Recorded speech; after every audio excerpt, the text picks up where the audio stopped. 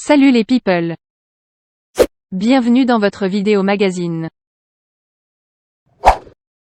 Dylan Thierry, le célèbre influenceur qui s'est rendu célèbre grâce à Koh-Lanta, fait actuellement la une de l'actualité judiciaire.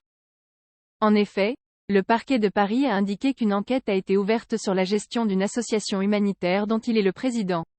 Ces investigations ont été confiées à la Brigade de répression de la délinquance astucieuse, BRDA, suite à une plainte pour abus de confiance aggravé, qui a été déposée par la vice-présidente et trésorière de cette association, nommée « Pour nos enfants ».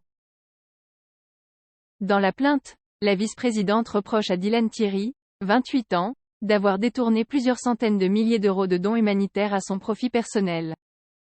Sa plainte, dont l'AFP a eu connaissance, cite en particulier 2 cagnottes en ligne pour récolter des fonds.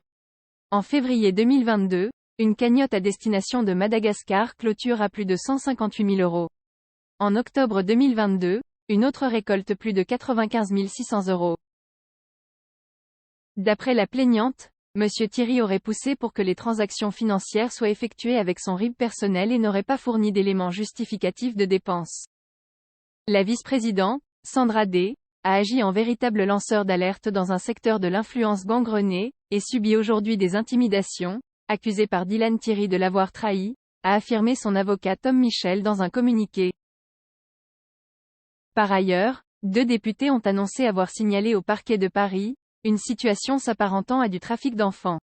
Ces soupçons ont notamment émergé de vidéos publiées par le rappeur Booba, qui s'est lancé dans une croisade contre des influenceurs, qu'il appelle les influvoleurs, et qui accuse par ailleurs Dylan Thierry de proxénétisme.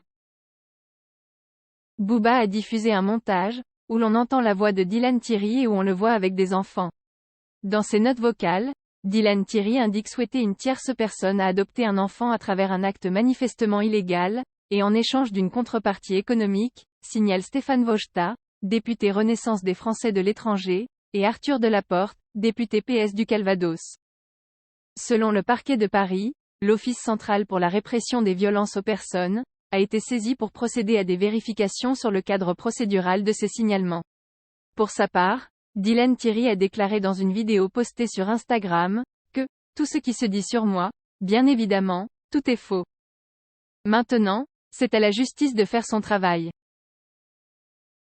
À très bientôt les people. Et n'oubliez pas, abonnez-vous pour plus de vidéos.